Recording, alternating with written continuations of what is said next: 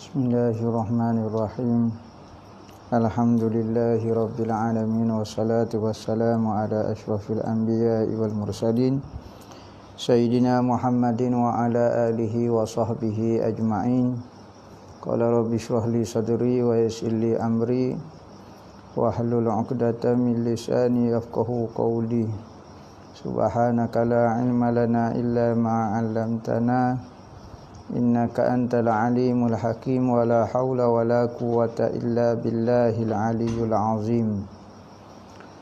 Nawaitu ta'lu wa ta'lim wa tazakkura wa tazkira wa nafa'a wal intifa' wal ifadah wal istifadah wal hasa ala tamassuki bi kitabillah wa sunnati rasulih wa du'a ilal huda wa dalalata alal khair ibtigha'a wajhillah wa qurbihi wa sawabihi subhanahu wa ta'ala. Allahumma inni as'aluka ilman ladunni wa mashraba safihani ya wahabu ya ghani. Qala al-muallif rahimahullahu ta'ala wa nafa'ana bihi wa bi'ulumihi fid dharaini amin. Rabbi yassir wa la tu'assir wa tammim bil khair wa la hawla wa la quwwata illa billahil aliyyul azim. Amma ba'du, assalamu alaikum warahmatullahi wabarakatuh. Berkata Al-Habib Muhammad bin Salim bin Hafiz dalam kitab dia Tazkiratul Hadramiyah fi ma yajibu 'alan nisa fi umuri diniyah, sehinggalah perkataan beliau, sayugialah bagi seseorang wanita itu, muka surat 87 dah. Sayugialah bagi seseorang wanita itu menghormatkan dirinya dengan melazimkan dirinya berdia di rumahnya, terutama sekali jika Allah telah memudahkan baginya orang yang bertanggungjawab untuk mencukupkan keperluannya, umpamanya seorang ayah, seorang anak atau suami. Maka katanya pengarah, antara benda perbuatan yang menyebabkan seorang wanita itu dipandai mulia oleh Allah, oleh Nabi Muhammad dan agama, iaitu selalu duduk di rumah, berdiam diri di rumah. Maka bagi wanita solehah, orang yang nak jadi isteri solehah, perempuan solehah, perempuan ahli syurga, maka selalulah duduk di rumah. Lebih-lebih lagi kalau kita ni sudah ada orang yang menunaikan, mencari keperluan kita, mencari keperluan kita, seperti kita dah ada ayah, kita ada anak dah, ataupun kita ada suami. Lainlah kalau kita ayah pun tak ada, suami pun tak ada, anak pun tak ada, adik-beradik pun tak ada, Tetapi kalau ada dah orang buat mari makanan kita, maka duduk di rumah itu afdal lagi. Cuma ada setengah orang tu kata saya cukup dah, tetapi nak lebih lagi, nak duit lebih lagi. Maka dia pergi cari duit untuk keluar rumah, nak duit lebih. Tak genak nafsu kata tak cukup lagi, tak cukup lagi. Makan dah kenyang dah, tempat tinggal dah sesuai dah, pakaian dah penuh dah almari, tapi masih nak keluar cari gapo dia tak tahu. Dia rasa bosan duduk di rumah. Tapi perempuan muslimah, orang yang suka jaga kehormatan dia, maka dia suka duduk dalam rumah kerana tempat Allah Ta'ala suka, Nabi suka, agama kita suka. Seandainya dia masih juga perlu keluar rumah, maka hendaklah ia keluar dengan keadaan menutup diri dia. Tutup diri dia daripada dilihat oleh orang-orang perempuan, orang lelaki-lelaki yang tak boleh lihat dia. Kita tak boleh tutup mata lelaki. Misalnya kita nak pergi satu tempat di mall ke, tempat beli belah, kita nak tutup mata lelaki, tak boleh. Maka kita tutup diri kita. Kalau lelaki tengok pun tak nampak. Jadi masing-masing jaga diri masing-masing. Jangan kata lelaki tu lah tengok sayanya. Awak lah salah sebab awak tengok. Bukan. Hak tu salah dia. Pas salah awak tak ada. Awak buka Bahkan Nabi kata siapa dia perempuan yang dia buka, dia yang memulakan. Buka tubuh dia menyebabkan lelaki tengok dia yang memulakan. Dia yang seolah-olah mengajak lelaki itu buat maksiat. Maka maksiat yang dibuat oleh lelaki itu dia yang tanggung. Kerana apa? Kerana dia yang mengajak orang kepada buat maksiat. Tetapi kalau kita dah tutup dah, comel molek dah, tutup aurat, tutup gapo, tiba-tiba masih ada lelaki cuba nak tengok kita, tak salah halik kita dah, salah lelaki tu. Dan wajib atasnya memalingkan pandangannya dan tidak boleh ke mana-mana dan tidak menoleh ke mana-mana. Wajib jaga pandangan. Kalau dia nak tubik, mesti tunduk ke pandangan dia. Mata jangan duk tengok rumah orang, duk tengok jatuh ni, duk tengok jatuh ni, duk tengok jatuh ni. Pergi shopping mall, duk tengok artis tu, duk tengok ni, duk tengok tu, duk tengok pekerja tu, cashier tu, duk tengok tu. Tak boleh. Dan tidak memandai selain jalan yang dihadapi dia, keperluan dia lah. Jalan yang sesuai. Dia tengok jalan ke depan lah, jalan biasa. Mata kena jaga. Dan tidak memakai bau-bau ketika keluar. Jangan pakai minyak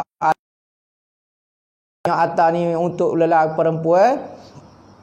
Bau sedap kita pakai dalam rumah. Kalau luar rumah jangan pakai sehingga kita lalu orang boleh mencium bau minyak atas kita. Maka hukum dia perempuan macam ni, hukum dia seolah-olah berzina. Sehingga dia balik semula ke rumah dia, ataupun dia hilangkan bau minyak atas daripada tubuh dia. Dia balik, dia basuh kau dalam bilik air, dia basuh sehingga hilang bau itu. Apa? Kenapa minyak atas? Salah apa? Bau minyak wangi ke molek? Tak boleh lah minyak atas daripada perempuan menyebabkan lelaki ikut perempuan itu dan menyebabkan benda yang lebih besar daripada tu lagi. Bawa kepada benda-benda yang boleh menarik kepada penzinaan. Semua itu dilarang sesuai dengan sabda Nabi sallallahu alaihi wasallam, ayyumam ra'atin ista'tarat summa kharajat famarrat ala qaumin liyajidu rihaha fahiya zaniyatun. Artinya mana-mana wanita yang memakai wangi-wangian, minyak atas kau apa dia, kemudian dia keluar daripada rumah. Syarat dia pakai minyak atas. Kalau tak pakai minyak atas, nak kata lagu mana tubuh dia jenis tai bau wangi. Tu bukan salah dia tu. Lepas tu keluar rumah, duduk dalam rumah tak apa, minyak atas. Kalau untuk menutup bau tubuh dia, misalnya dia peluh, bau tak sedap, pakai dia dorang kau apa dia kau dah. Untuk menutup bau tak sedap daripada tubuh kita, tu tak apa. Tetapi jangan menyebabkan wangi dia tu sehingga dicium oleh orang lain. Pilih minyak atas hanya untuk menutup bau tubuh sahaja. Kemudian dia keluar rumah dan berjalan di hadapan sekumpulan manusia dan tercium bau bau wangi perempuan itu, maka dia dicap sebagai penzina. Sekalipun saya tak berzina lagi, saya pakai telekung, saya pakai purdah, tetapi bau wangi dia, duduk gelenyar, duduk TikTok, pakai minyak atas, pergi shopping mall, sehingga ke minyak atas dia dicium oleh lelaki. Lelaki, bau wangi. Maka hukum dia lelaki perempuan tu dicahkan, dikatakan dia itu penzina. Saya tak berzina lagi. Mukaddimah kepada zina. Benda-benda yang membawa kepada berlakunya berzina, maka sudah dipanggil berzina. Kerana katanya dalam satu hadis, mata berzina, telinga berzina, goni berzina, tangan berzina, kaki berzina, tetapi farahlah yang menentukan betul-betul berzina atau tidak. Mukadimah dia tu, hak lain semua buat belaka dah. Tangan dah bergerak dah, kaki dah bergerak dah, mata dah tengok dah, telinga dah dengar dah, mulut dah, hidung dah, bau dah, berzina belaka dah. Anggota lain tunggu farah saja yang menentukan betul-betul berlaku zina atau tidak. Maka kalau orang tak berzina, saya tak berzina, tetapi hukum dia mata dah berzina, hak ni dah berzina dah. Sebab tu dia kata maka perempuan tu dicap sebagai penzina.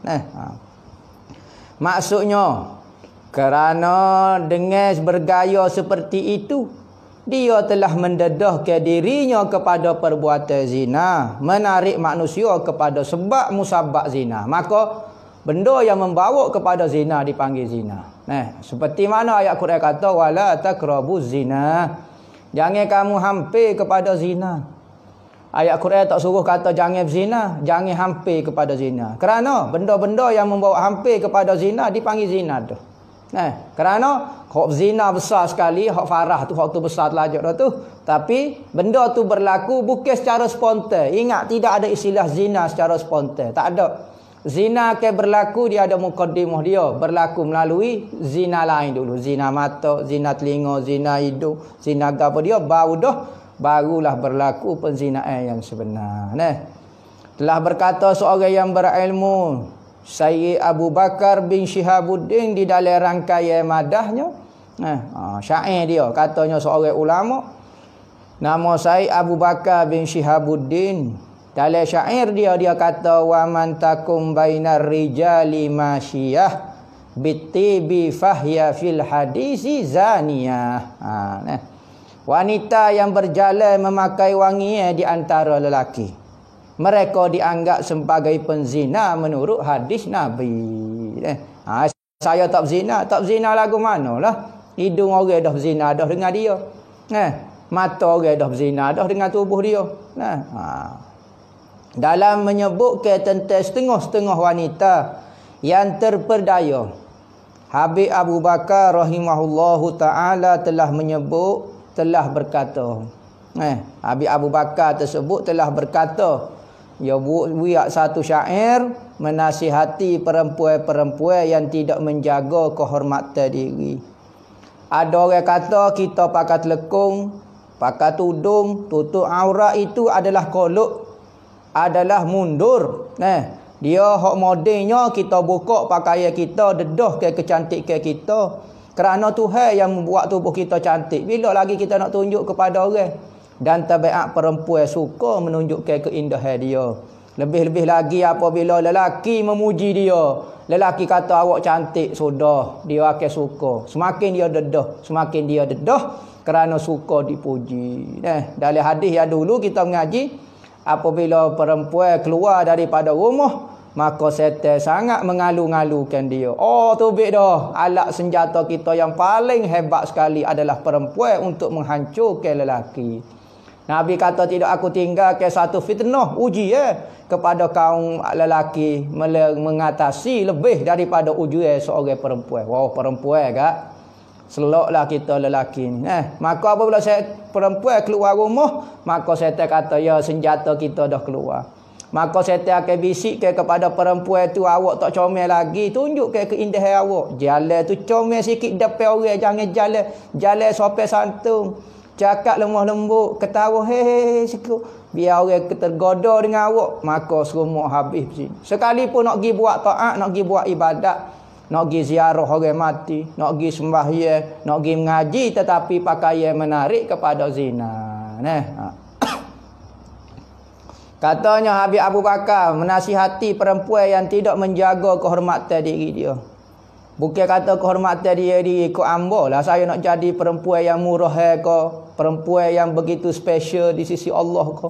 Ikut saya lah. Jangan berdosa. Ada orang kata buka-buka tu menunjukkan kemodenan, keterbukaan. Open minded terbuka. Minded terbuka. Open minded tak apa, tidak salah, tapi jangan open pakaian. Open minded sudahlah. Pemikiran terbuka tak apa. Agama tidak larang. Tetapi siapa buka pakaian, buka kehormatan, hak tu bukan syarak tu jadi haram. Ada orang kata tutup ni menunjukkan minded dia tertutup. Bukan. Tu mengarut belaka. Kalulah terbuka itu menunjukkan kemodenan, nescaya binatang-binatang lah yang paling moden kerana tak pernah menutup pakaian dia, tak pernah menutup tubuh dia. Katanya Habib Abu Bakar kata wa ba'duhunna tad'i wa taz'umu bi annaha taguddu amma yahrumu wa annaha fi ghayatil afafi wal bu'di anir razailil awsafi wa hiya tazallu fi tariqi rati'ah la tastahi zahibatan wa raji'ah madda'athul jahilah qaulun bila fi'lin wa da'wa batilah. Gapo dia kata?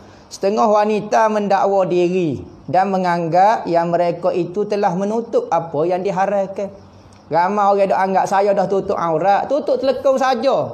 Pakai pakaian ketat, dada dia orang boleh tengok, lengan dia orang boleh tengok, belakang dia, punggung dia orang boleh tengok, paha dia orang boleh tengok. Tiba-tiba tutup rambut saja dah tutup aurat. Tak boleh lagu tu, tak cukup syarat. Tu bukan tutup aurat, tu tutup rambut. Tutup rambut tu salah satu daripada aurat.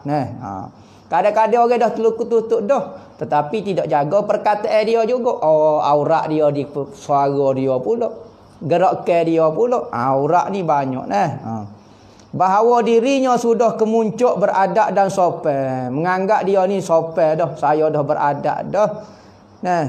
Jauh daripada perilaku yang penuh kehinaan. Dia kata saya orang modern, saya orang bertamadun, saya orang bijak, saya orang mengaji Amerika, saya mengaji di Eropah, saya orang yang buka minded, saya orang boleh kecek Inggeris, saya pergi planet Pluto, saya orang bijak, ngaji tempat tinggi-tinggi, tempat moden, pitih banyak. Saya lah orang yang paling bijak, pakaian saya paling standard sekali, dipandai oleh syarak. Ni kadang-kadang orang mengaji tak betul dengan syarak, tak apa, asal pakaian ni standard. Asal pakaian tu standard. Bukan kata ikut syarak. Ada seorang profesor. Nanti kita baca syair ni perkahwi dulu, kita cerita seorang profesor. Sedang dia bernaung di jalannya penuh kebanggaan. Sedangkan dia duduk berjalan, tepi-tepi jalan dengan menunjuk-nunjuk pakaian dia, keindahan dia, perhiasan dia kepada lelaki. Tiba-tiba dia kata pakaian lagu tu yang hebat, yang standard, yang di tidak merasa ke malu waktu keluar pemergian. Gi jalan tak rasa malu, tak rasa segan. Sedangkan perempuan muslimah, katanya Sayyidina Fatimah, apabila Rasulullah bertanya, wahai Fatimah, apakah yang paling disukai oleh perempuan muslimah? Maka Rasulullah nak dengar daripada suara seorang muslimah, orang yang berjiwa. Rasulullah kalau dia royak tepat juga, sebab dia tu Nabi. Segala antiku anil hawa in huwa illa wahyun yuha, tidak bercakap kecuali wahyu. Tetapi dia nak dengar daripada suara hati seorang perempuan. Lagu mana yang paling afdal bagi seorang perempuan? Maka katanya Sayyidina Fatimah, wahai ayahku, seorang perempuan setiap suka dia melihat lelaki dan lelaki melihat dia. Macam mana nak buat lagu ni? Duduk di rumah. Maka dia tak suka melihat lelaki dan lelaki. Hak itulah perempuan yang paling hebat. Tiba-tiba kita kata perempuan yang hebat, perempuan yang buka telekung, perempuan yang buka kain dia sehingga nampak paha dia, nampak bentuk tubuh dia, bercakap Inggeris ke sana ke sini. Tiba-tiba orang itulah yang paling mulia. Beratlah. Adakah kita pakai menutup aurat kita jadi bodoh? Tak. Bodoh itu bab lain. Kadang-kadang orang yang kita nampak, orang tu mature, orang tu ada pengalaman, orang tu hidup mata, tetapi aurat masih tak tutup. Sebenarnya orang yang mata, orang yang mature, orang yang open minded adalah itulah orang yang mengikut fitrah semula jadi dia. Seorang perempuan duduk di rumah. Kita sebut dah nak keluar rumah boleh. Mana-mana boleh betul apa yang didakwa si jahilah itu hanya kata-kata tidak terkota dan kosong belaka. Kecek semata-mata. Mana bukti menunjukkan awak tu bisa? Mana? Kalau pakai telekung tu tak ngaji, tak bijak, otak terkongkong, mengarut belaka tu dah. Seperti seorang profesor, dia nak pergi bui satu ceramah di satu tempat di jauh di ke pulau Amazon, hotel Amazon, jauh Afrika, orang asli, orang pakai cawak saja, tak pakai apa tempat tu. Maka dia ni dihantar oleh satu universiti untuk berceramah mengenai tamadun, kecek mengenai kemodenan kepada orang asli, orang usul di kawasan tu. Maka dia pun naik kapal terbang. Siapa di rumah dia? Esok ada pembentangan. Nak pergi kecek ni, depan semua orang-orang Afrika tu nak pergi kecek. Maka dia pun mikir, Dia kata lagu mana saya nak berdepan dengan orang asli yang begitu. Tak tamadunya tak pakai-pakai. Maka katanya kawan tu kata ginilah. Katanya profesor tu. Saya nak cuba pikat dia. Nak menarik perhatian orang-orang asli ni. Saya kena pakai supaya orang asli juga. Barulah orang Tok Batin tu akan menaruh minat kepada saya. Saya kecek mesti dia akan minat. Saya mesti berpakaian seperti pakaian orang asli. Maka dia pergilah kampung tu, masuk naik atas petah. Naik atas petah ditutuplah tirai pentah tu. Maka pengerusi, dengar suara pengerusi. Pengerusi tu katalah akan datang ya kepada ketua-ketua Tok Batin semua. Pada hari ini kita kedatangan seorang profesor yang sangat rasa cerdik. Sangat bisa akan kecek mengenai kemodenan. Maka saya menjemputlah doktor, profesor, gapo-gapo nama sering-sering. Maka tirai itu pun dibuka. Profesor tu dengan penuh bangga. Tak pakai gapo satu. Dah dia nak jumpa dengan orang asli. Orang asli kata tak pakai gapo satu. Dia pun tak pakai apa, telanjang. Terkejutlah dia. Terkejut apa? Dia tengok orang asli semua pakai pakaian tu. Dia terkejut. Apa pakai pakaian kata? Ke orang asli sini tak pakai pakaian. Katanya Tok Batin orang asli tu, apabila saya dengar profesor nak mari, saya istihar kepada semua orang kampung saya pakai pakaian. Semua pakai pakaian sebab malu nanti orang tengok kita tak pakai pakaian. Kita nak jumpa profesor yang bijak pandai tu, profesor lah apa dia doktor ni, kita pakai pakaian. Barulah kita tak malu. Tiba-tiba profesor hok bijak tu pula tak pakai pakaian. Bertukar bertakir, hok mana tolong tak tahu ke apa. Maka terasalah kebodohannya doktor tu. Apa? Tak buka pakaian. Kita syarat buka pakaian kita. Kita nak bawa agama Allah Ta'ala tak syarat buka pakaian. Teori orang dalam niaga, tak untung tak apa, jangan rugi. Tu teori orang niaga. Kita tak untung tak apa, hak penting kita jangan rugi. Kalau kita rugi sudah binasa lah modal kita. Maka kalau kita berdakwah, kita buka pakaian kita dah rugi dah pakaian kita. Dia berminat dengan ajaran kita. Dia masuk kepada agama kita belum tentu. Tu keuntungan dia panggil. Tapi kita dah rugi dah. Sebab itulah kita tengok ulama-ulama sampai sekarang masih mengekal ke pakaian-pakaian dia. Kerana kalau orang berminat, alhamdulillah. Kalau untung, alhamdulillah. Hak penting kita orang agama jangan rugi. Tu prinsip dia. Kecuali lah tempat yang begitu bahaya. Kalau kita nak kekal ke pakaian lagu ni, kita akan dibunuh. Kau gapo dia. Tu bab lain lah. Tetapi kalau semata-mata benda itu diterima oleh masyarakat, maka lebih-lebih lagi kita orang agama jangan buka pakaian kita. Lagu tu cerita lah nak ayat tu. Nak kata profesor tu rasa bijak sangat. Nak kecek bak tamaduk, nak kecek bak kemodenan, nak kecek bak bijak. Tiba-tiba Tok Batin tu lebih bijak daripada dia. Jadi dia pula jadi orang asli pada hari tu. Maka Tok Batin tu duk pakai seluar jing, pakai gapo. Biarlah warna oren, kau warna kuning, kau warna hijau, pucuk pisau, kau gapo dia. Tetapi Tok Batin pun tengango, dia pun tengango. Sama-sama pening. Tu kuali teori tu. Teori dalam berdakwah salah lagu tu. Syariat tak pernah ajar lagu tu. Ingat Islam ni sudah dipandai oleh orang-orang Eropah. Bukan sekarang, dulu pun sudah dipandai oleh orang-orang Eropah. Kerana apa? Kerana akhlak kita orang Islam. Kita bukan bercakap. Orang Islam ni orang bawa iman, bawa akhlak, bawa gapo. Ingat kalau kita orang Islam hanya bercakap sahaja, perempuan kita, muslimah kita hanya pandai bercakap, tetapi dia tak tunjuk identiti dia sebagai orang Islam. Telekung dia, pakaian dia, gapo dia, maka orang kafir akan merasai pakaian dia sudah betul. Saya tak perlu ubah pakaian saya. Saya tengok muslimah pun pakai lagu tu juga. Tak ada beza. Jadi saya kekal dengan agama saya lah. Saya tengok agama orang Islam pun pakai pakaian ketat juga. Orang Cina pakai pakaian ketat, orang India pakai pakaian ketat, orang kafir Kristian pun pakai pakaian ketat. Sopo lah. Tetapi kalau kita mengajak satu orang, ajak kepada agama kita dan kita tunjuk agama kita pakaian dia macam mana dan kita sebut kenapa kita berpakaian lagu ni, barulah dia rasa kelainan. Barulah rasa perlu saya ubah kehidupan saya, lebih nampak kehormatan. Apa faedah saya ada paha yang indah, saya duk tunjuk kepada seluruh dunia paha saya, tangan saya, tubuh saya. Tetapi orang yang mulia, orang yang menyembunyikan keindahan dia dan diperlihatkan kepada orang halal untuk dia lihat sahaja. Maka orang inilah perempuan inilah orang panggil orang yang special, orang yang istimewa. Dia panggil coklat ke apa? Paruk rose. Kau begitu istimewa buat.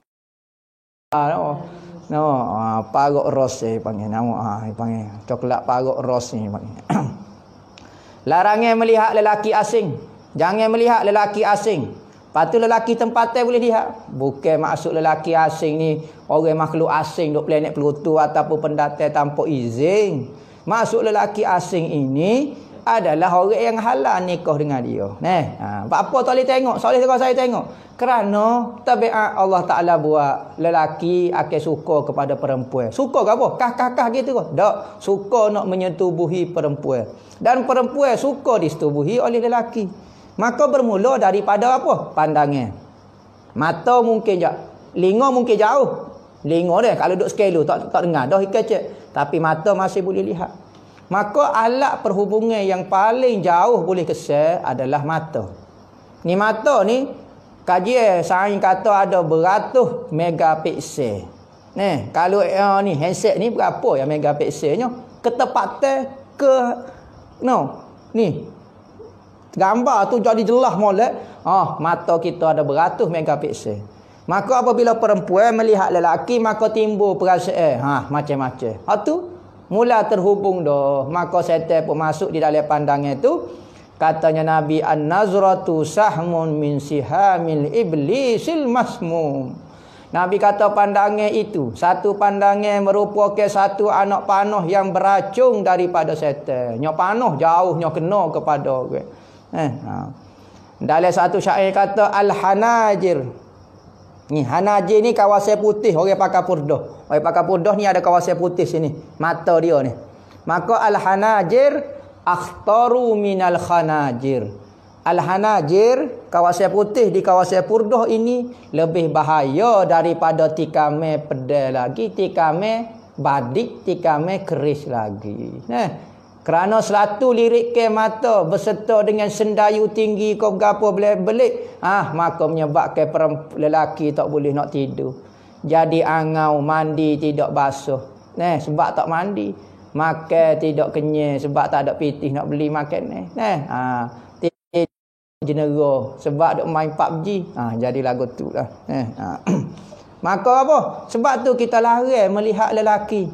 Bukan kata lelaki saja tergila-gila, teringau-ingau, terkoyak-koyak, terangau-angau kepada perempuan. Perempuan juga gelepar dodeh-dodeh atas katil, sepak bata, duk peluk bata, sepak anak patung. Sebab apa? Tengok lelaki. Tengok lelaki Korea. Tengok lelaki berapa dia. Kalau hot lelaki kawasan Afrika. Hidung sama besar ngapal lutut tak si tengok. Tapi duk tengok hot semak-semak maka teringat. Tepek dalam bilik pulak gambar-gambar artis. Sia malam duk berdoa dengan Allah Taala, ya Allah, duk masuklah dia dalam Islam. Nambah nak nikah dengan dia. Lembut sikit kecek Padahal nak kepada lelaki. Tabiat dia tak sedap menipu perempuan tak sah kepada lelaki. Ni sunnatullah tu hewan. Tak salah perasaan itu, tetapi kena jaga supaya perasaan itu kena kepada orang yang Tuhan tak marah kita buat macam tu. Sebab itulah kita kata perempuan ni dia cepat balik berbanding dengan lelaki. Kadang-kadang dah darjah tu dah balik dah. Tingkatan satu tu tentu dah. Lelaki ni tak pandai lagi, tak tahu lagi, duk main ting, duk tak sepak bola lagi. Tetapi perempuan cepat balik. Maka perempuan cepat-cepat dinikahi. Kita sebut dah. Kalau perempuan lewat menikah dan dia buat dosa, maka dosa tu kena kepada ibu bapa dia. Kena ibu bapa. Kalau ada anak tina, cepat-cepat nikahi. Lebih-lebih lagi pada akhir zaman. Zaman fitnah ni yang sangat kuat. Tak sudut koyalah nak jadi Rabi'atul Adawiyah. Tak sudut koyalah nak jadi orang ni, nak jadi wali gapo. Kita tak kuat iman. Jadi orang yang pangkat paling tinggi bagi perempuan, seorang isteri dan seorang ibu. Jadilah Sayyidah Fatimah Zahra. Lagu tu. Saya kira hendaklah seorang wanita itu memelihara pandangannya lelaki asing bukan mahram dia. Kerana sesungguhnya Allah Ta'ala telah memerintahkannya supaya menutup pandangan dia. Menutup ni maknanya merendahkan pandangan. Apa maksud merendahkan? Kepala tunduk bawah. Tak. Jangan tengok maksud dia. Kiasa kepada jangan lihat. Maka dia panggil tunduk kat sikit pandangan. Tak syarat kena tunduk. Kalau jalan tunduk kat tepuh habis lah. Gapo-gapo. Sesungguhnya ramai antara wanita masih jahil tentang pengharaman seorang wanita memandai kepada lelaki. Dia duk kata lelaki yang tak boleh tengok kepada perempuan. Perempuan boleh lihat. Tak bu, salah lagu tu. Kecek yang ini tak betul lagu tu. Sama-sama tak boleh. Dalam mazhab kita, dia kata perempuan melihat lelaki, perempuan melihat kepada lelaki seperti hukum lelaki melihat kepada perempuan. Hukum dia. Hak tu muktamad. Dia kata hukum memandai kepada orang asing, lelaki asing bagi perempuan itu adalah haram sebagaimana haram juga lelaki memandai kepada perempuan. Cuma ulama kata ada hadis Sayyidina Aisyah melihat orang-orang Habsyah bermain pedang di dalam masjid Nabi. Lepas tu Sayyidina Aisyah melihat kepada lelaki gini. Ulama kata melihat kepada seorang lelaki, fokus kepada seorang lelaki. Tengok dia, fokus waktu haram. Tetapi kalau tengok kumpulan, sekumpulan orang tengok permainan, ada riwayat kata Sayyidina Aisyah tak tengok kepada lelaki, dia tengok kepada permainan pedang tu, duduk lama-lama duduk tengok gitu. Maka dia tidak fokus kepada mana-mana lelaki. Ataupun melihat kepada sekumpulan lelaki, umum tak tengok kepada siapa-siapa. Itu harus hukum dia kerana Sayyidina Aisyah pernah buat lagu tu dan Rasulullah tidak larang. Manakala melihat kepada perempuan lelaki secara personal lagu ni, fokus lagu ni, hukum dia haram. Dalil dia Rasulullah pernah tegur kepada siapa dia? Sahabiah Sayyidina Aisyah ke siapa dia? Apabila seorang sahabat nama Abdullah Ummi Maktum mari, buta, sahabat buta mari masuk. Maka sahabat perempuan tak takut, tak larilah. Muka orang buta, takut ke apa dia? Dia tak tengok kita.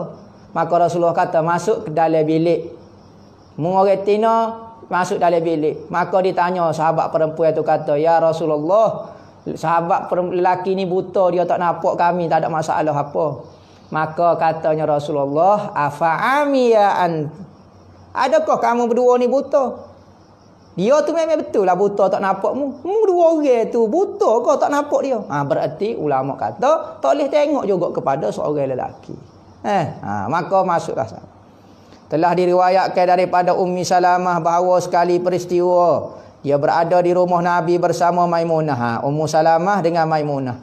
Maka dengan tiba-tiba datang Ibnu ni cerita dia nama dia Ummu Salamah. Cerita Ummu Salamah dengan Maimunah duduk dalam rumah Nabi. Tiba-tiba mari seorang sahabat lain nama Ummi Ami Maktum, seorang Bilal Rasulullah yang buta. Lalu masuk di rumah Rasulullah. Lalu Rasulullah berkata kepada Ummu Salamah dan Maimunah, "Tutuplah dirimu daripada Ummi Maktum." Maknanya Rasulullah kata, "Hagi sembunyilah. Pergi masuk dalam bilik lah. Sembunyi daripada Ummi Maktum." Ummu Salamah berkata kepada Rasulullah. Ummu Salamah kata, "Ya Rasulullah, bukankah dia tu buta dan tidak dapat melihat kami? Dia buta, tak apalah kami duduk sini pun dia tak nampak juga." Maka Rasulullah jawab, nak suruh faham situasi. Bukan tujuan Ummu Maktum nampak dia. Sembunyi. Dah dia faham apabila Rasulullah suruh sembunyi, suruh masuk bilik. Ummu Maktum tak nampak pun. Apa nak suruh saya sembunyi? Dia tak nampak Rasulullah maksud ke apa. Maka Rasulullah kata, "Apakah kamu berdua juga buta?" Mu buta ke tak? Mu tak buta, mu boleh tengok Ummu Maktum. Tak boleh. Tidakkah kamu berdua dapat melihatnya? Riwayat Abu Daud dan Tirmizi. Jelaslah seorang wanita tidak boleh melihat apa pun daripada anggota lelaki. Tak boleh kita duk tengok lelaki main bola sepak, tak boleh tengok paha dia. Duk tengok duk main jing ko, lelaki duk main jing. Sebab tu lelaki hukum dia mempamerkan tubuh dia, makruh hukum dia. Makruh hukum dia. Lelaki pakai seluar ketat, lelaki buat gaya-gaya yang menggoda. Kalau menyebabkan perempuan tu jadi nak berzina dengan dia, jadi haram pula perbuatan tu. Yang demikian itu sesuai dengan hukum yang disebut di atas, kerana niat lelaki terhadap kerana niat wanita terhadap lelaki sama dengan niat lelaki kepada wanita. Gapo dia niat dia? Di samping dia tengok dia suka tengok benda lagu tu, niat nak berzina dengan dia, nak setubuh dengan lelaki tu. Lantaran itu perhatikanlah semua itu dan beramallah dengannya, nescaya kamu akan berjaya insya-Allah taala dengan memperolehi kebaikan dan kemuliaan. Kebaikan dan kemuliaan. Larangan membuka aurat. Membuka aurat ni kita sebut dah. Aurat dari sudut pakaian, dari sudut perjalanan, dari sudut cara bergaya, cara berkecek, dari sudut macam-macam lah. Aurat perempuan ini ada 9, satu saja akal. Kita ni lelaki ada 9, akal 1 nafsu. Hendaklah bagi menjaga auratnya, jangan sampai terdedah di hadapan kaum wanita. Di hadapan wanita pun kena jaga juga. Di hadapan wanita pun tak boleh juga. Kerana apa? Ada orang kata sama-sama wanita, salah ke apa dia? Ni lah ni Allah Taala nak tunjuk ada satu golongan manusia, bukan lah ni dulu lagi wujud dah, dipanggil lesbian. Pengki. Wanita yang suka melepaskan nafsu dia sesama wanita. Sudah. Maka Tuhan Allah Taala tahulah muka dia yang mencipta wanita. Maka dia tahu wanita pun ada perasaan dengan sama-sama wanita. Mana kena jaga juga wanita, kena jaga. Lebih-lebih lagi kita tinggal di asrama, kita tinggal di satu saing sekerja, saing sepejabat, saing serumah, saing kena jaga. Sebab itulah untuk melepaskan nafsu Tuhan buat dah, lelaki kena tinggal dengan perempuan, perempuan kena tinggal dengan lelaki. Tak boleh tinggal sama-sama lelaki, sama-sama perempuan. Setan ni banyak. Aurat wanita di hadapan kaum wanita muslimah, iaitu apa yang saja di antara pusat dengan lutut. Pusat dengan lutut tu aurat, kita tak boleh nak buka kalau kita sama-sama perempuan muslimah. Dan di hadapan wanita kafir, hendaklah yang menutup semua anggota badannya kecuali apa yang perlu ketika bekerja. Itu kita boleh buka kepala kita, buka lengan sikit, buka tangan dan buka kaki. Tu dipanggil untuk di hadapan perempuan kafir. Kerana apa? Kerana perempuan kafir ni tidak dipercayai. Dia akan dedahkan rahsia perempuan muslimah kepada golongan kafir dia. Maka kita kena jaga sekalipun dia perempuan juga. Maka kalau kita nak pergi selung di hadapan, nak selung orang kafir pun dia boleh, kerana dia buka kepala saja. Tapi kalau nak spa, nak mandi wak kau apa dia, kena buka kau apa dia, tu tak boleh, hukum dia haram di hadapan wanita kafir. Maka tidak dibolehkan seorang wanita mendedahkan apa yang di antara pusat dan dua lututnya kepada siapa pun daripada kaum sejenisnya, walau ibu dia sendiri, tak boleh. Misalnya apa dia? Anak tina kita pakai seluar pendek di dalam rumah. Sekalipun kita dah biasa dah tengok orang kakak kita ke adik kita pakai seluar pendek, hukum dia tak boleh. Sebab apa? Aurat mahram dia, mahram pun pusat dengan lutut tak boleh. Atau anak perempuan atau anak saudara kita, atau saudara perempuan, adik-beradik kita, atau pembantu rumah kita pakai seluar pendek, Allahu Rabbi, tak ada hubungan keluarga. Kerana semua itu adalah haram. Pakai pakaian yang sesuai duduk di rumah. Begitu juga tidak dibolehkan kita mendedahkan badan kepada wanita kafir kecuali benda yang perlu terdedah sewaktu bekerja sahaja, wallahu a'lam. Kawasan ni saja buka.